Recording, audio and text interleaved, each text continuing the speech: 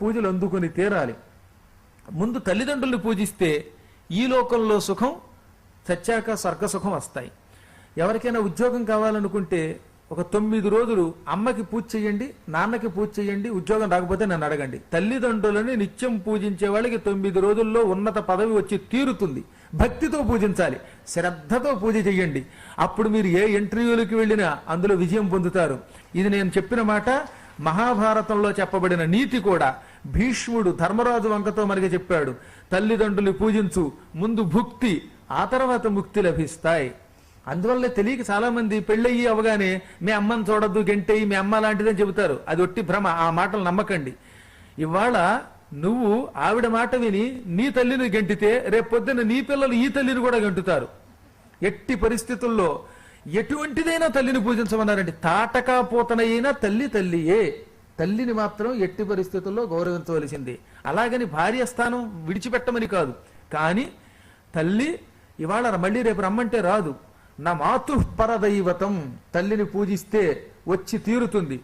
పోయిన ఆస్తి రావాలంటే తల్లిదండ్రుల్ని, గురువుని 40 రోజుల పాటు రోజు పొద్దుటే వెళ్ళి పూజించండి. మీ పోయిన ఆస్తి తన్నుకుంటూ వస్తుంది. ఎవడైనా ఆస్తులు పోయినవి తిరిగి రావాలంటే ఇంకెంతకంటే వేరే మార్గం లేదు. గురువు, తల్లిదండ్రులు వాళ్ళు ఐశ్వర్యం ముందిస్తారు, సుఖం తర్వాత ఇస్తారు. గురుసేవ నిత్యం చేస్తే అవ్యయానంద ప్రాప్తి, బ్రహ్మానందం కలుగుతుందిట. అందువల్ల సృష్టిలో చరాచర జగత్తంతా ఒకెత్తు, గురువు ఒక్కడు ఒకెత్తు.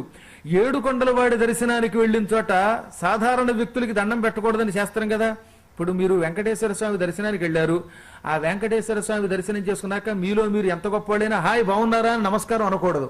ఒక్క గురువు ఉంటే మాత్రం వెంకటేశ్వరుడి సన్నిధిలో కూడా దండం పెట్టవచ్చు అని వెంకటాచల మహాత్మ్యం కూడా చెప్పిన మాట. అందుకే కబీర్ దాస్ ఎంత గొప్పగా చెప్పాడండి. గురు గోవింద దోవు ఖడే కాకే లాగో పాయ్ బలిహారీ గురు ఆప్పునే గోవింద దియో బతాయ్. నా ఎదురుగుండా గురువు గోవిందుడు చెరో పక్కన నిలబడ్డారు. అప్పుడు ఆ ఇద్దరిలో ముందు ఎవరికి నమస్కరించాలా అనుకున్నట్ట కబీరు. ఒక్క క్షణకాలం ఆగి గోవిందుడికి నమస్కరించకుండా ముందు గురువుకు నమస్కరించాడు. ఎందుకని? అసలు గోవిందుడు అనేవాడు ఉన్నట్టు నాకు ఎవరు చెప్పారు? గోవింద గోవింద గోవింద అనమన్నదెవరు? మా గురువు గారు. కాబట్టి ముందు గురువుకి నమస్కరించి గోవిందుడికి నమస్కరిస్తానన్నాడు. ఎంత గొప్ప మాట చూడండి. ఏ పురాణం చూడండి, గరుడ పురాణం చూడండి, స్కాంద పురాణం చూడండి, వెంకటాచల మహాత్మ్యం చూడండి, భారతం చూడండి, ఎక్కడైనా సరే ఏమని చెప్పారో తెలుసా? దేవతాలయాలలో ఎవ్వరికీ నమస్కరించకూడదు, ఆరికి తల్లికి తండ్రికి కూడా. ఒక్క గురువు మాత్రం ఈ దేవతా స్వరూపం కంటే గొప్పవాడు.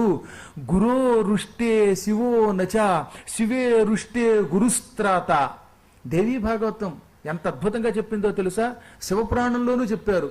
శివుడికి కోపం వస్తే శివుడి కోపము నుంచి నిన్నెవరు రక్షించగలరు అంటే గురువు రక్షిస్తాడు అని చెప్పాట శివుడు. నాకు కోపం వచ్చిందో నా నుంచి అంత తేలిగ్గా మిమ్మల్ని ఎవరూ రక్షించలేరు, మీరు గురువుని పట్టుకోండి, మీ గురువు మిమ్మల్ని రక్షిస్తాడు.